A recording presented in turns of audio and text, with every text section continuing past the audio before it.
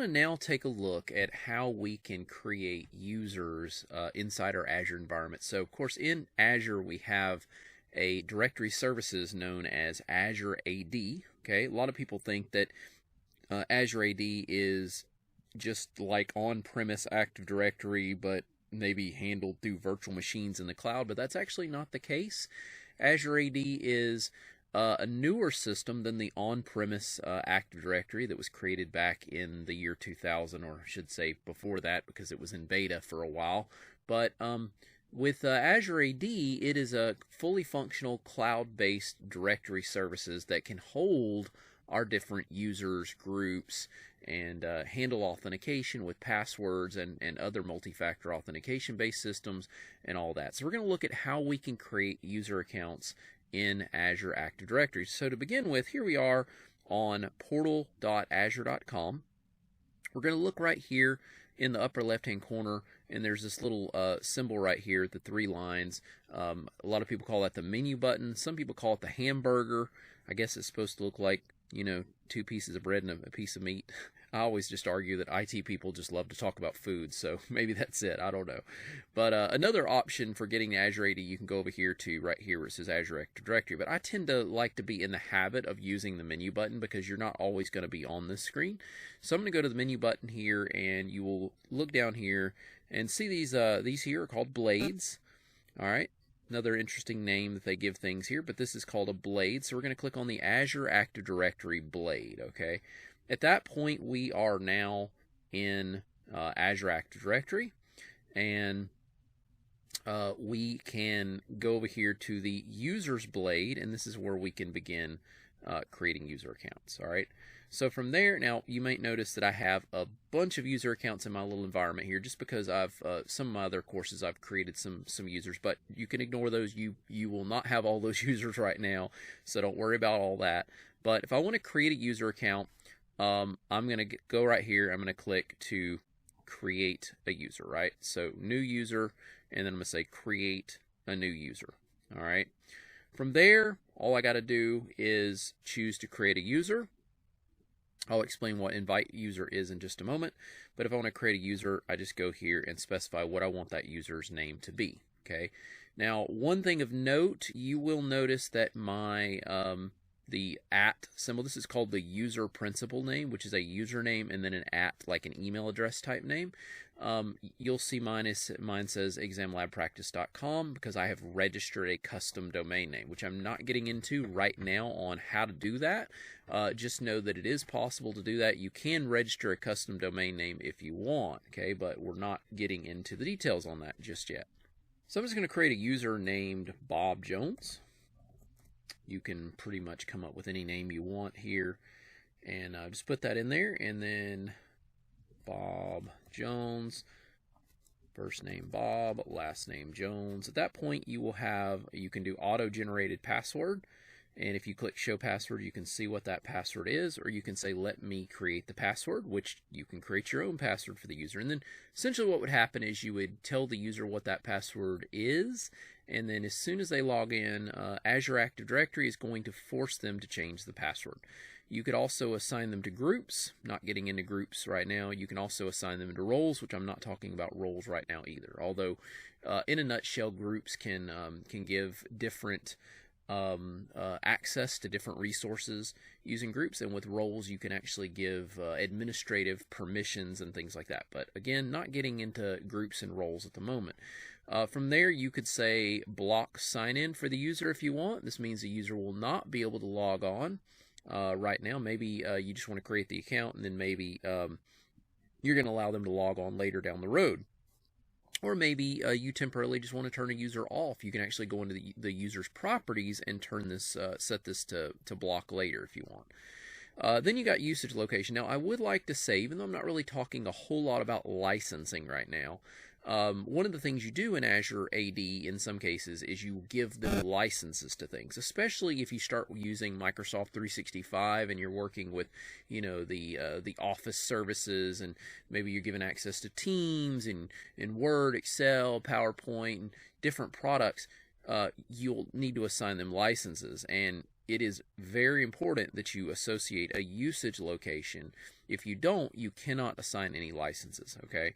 And the other thing is, and I haven't really gotten into this just yet, but there is licenses involving Azure Active Directory. Right now, when you start out with a free account with Azure Active Directory, you have a free Azure Active Directory license, and then you can upgrade to things like Azure Active Directory Premium 1 or Premium 2 license, which gives you even more capabilities as out of Azure Active Directory, which again, I'm not thoroughly explaining licenses right now. I just wanted to throw that out there. The main point I want to get across to you right now is that even though Azure Active Directory will allow you to bypass this and not associate a usage location, it is important that a user does have a usage location. And if you start trying to give the user a license and they can't get a license, it could be because you did not assign them a usage location. So I'm going to go ahead and just put in United States here. All right, and then we could say job title. Maybe Bob Jones is going to be a, let's say that Bob Jones is a help desk level 1. All right, support. All right, help desk level 1 support. That's his title. His department will be IT. All right, company is exam lab practice. All right, and then of course you can also associate a manager to the user if you wanted to, and that way you have the ability to look up who their manager is, and their manager can be given special privileges, which I'm not getting into just yet. All right, so from there, if I want, I can go ahead and click to create, and it says this user has been successfully created. All right, so the next thing I want to show you here is what the invite user is. If I click new user again, and I click to create a user or invite user, it really doesn't matter. Either one's going to give you the same options, but you'll notice that if you said invite, it's going to default to invite user. So that is known as an external. You're inviting an external user, also known as a guest. Okay, so in a lot of cases, your company might be working with people that don't necessarily work as an employee for the company. It could be like a contractor, some kind of consultant or something like that. I know for me, I've done consulting work. I've actually done consulting work directly with Microsoft before, and they invited me as a guest to their Azure AD service, and we had meetings and things like that through Teams about the project we were working on and all that. And that's a common practice for a business to, if they want to temporarily give access to a user, this is a great way to do it, especially if the user is not a full-time employee, they're just a consultant or something like that. They're just temporarily working on some kind of a project. This is a great way to handle that. So from there, you would put in, let's say you've got a user. Let's say the user is, we'll do Greg Johnston. All right. And Greg Johnston's email address is gregjohnston@gmail.com. All right. Maybe he's just using his personal email address. So at that point, you would put in that information, and you could send him a personal message like, hey, Greg. Oops, does help if you actually can type. Hey, Greg, please accept this link. Okay, so what'll happen is you can click to invite. It's going to send a link to this user, gregjohnston@gmail.com. They can accept the link. It'll from there it'll let them create a password. They can sign in, and they can be given access to resources. Which again, I haven't really gotten into how we can give access to resources right now. Okay. I'm just simply showing you how you can invite a guest. A guest can be invited.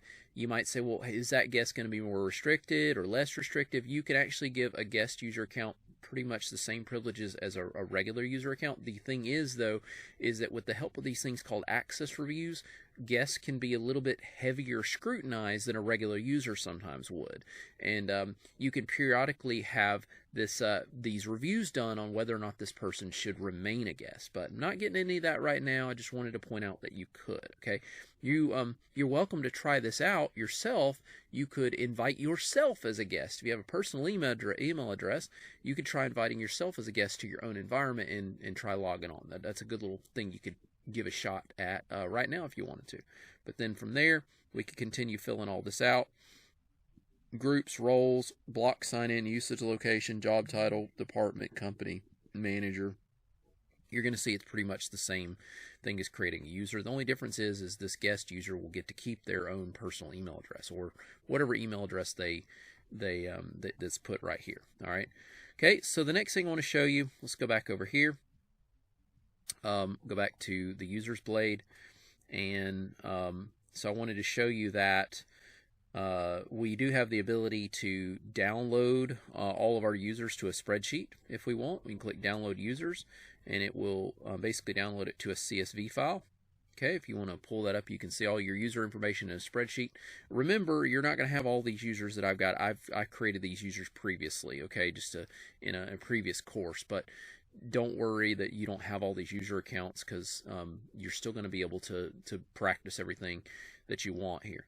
And then, but the next thing I want to show you is if you go over here to bulk operations, you have a bulk create option, which is kind of interesting, a bulk invite and a bulk delete. So if we go to bulk create, it's going to let us download a spreadsheet. All right, and we can open that spreadsheet up. Let's open that spreadsheet up with Excel.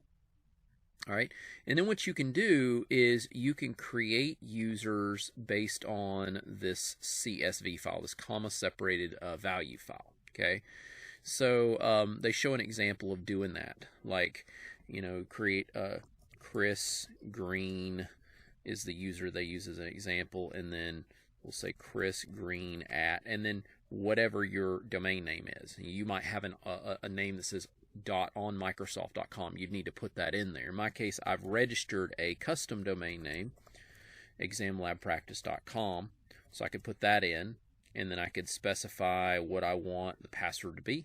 Okay, I'll just say, let's just do this little, one of Microsoft's favorite little passwords right there, which I'm not going to leave it that, but that's what it will be right now.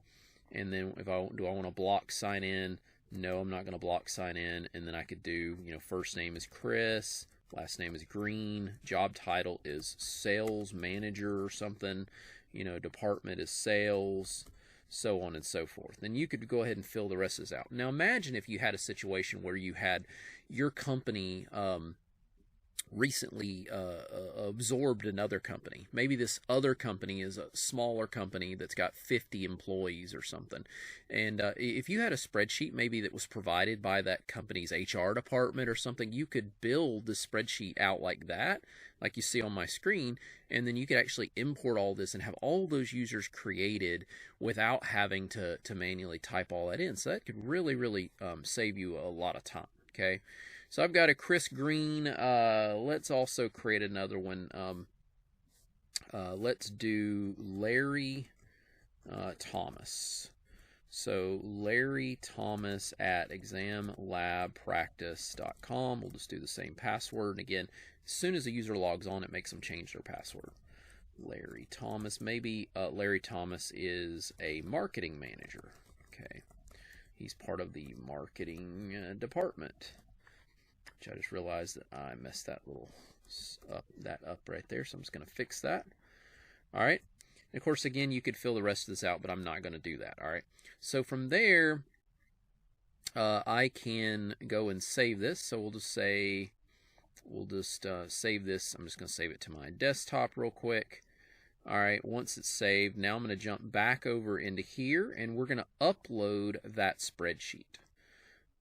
Okay. All right, so I selected where it was on my computer, and I'm going to hit submit. And if you've got any errors, it's going to let you know. Okay, hopefully we don't have any errors, and it should be able to create those users successfully. So imagine you had a spreadsheet of 50 people, 100 people, 500 people. This could really, really cut down on the amount of time. I also use the analogy of it's like, imagine a school university, and they've got enrollments with a lot of students starting, and maybe they got an enrollments department that collects all the student data through a spreadsheet. You would be able to use that to your benefit. You wouldn't have to go through and do all the clicks. So let's go ahead and try refreshing, and let's see if our users are there. So there is Chris Green. And there's Larry Thomas. So it was able to create the users. Of course, another way we can create users that I'm not getting into right now is you can use PowerShell.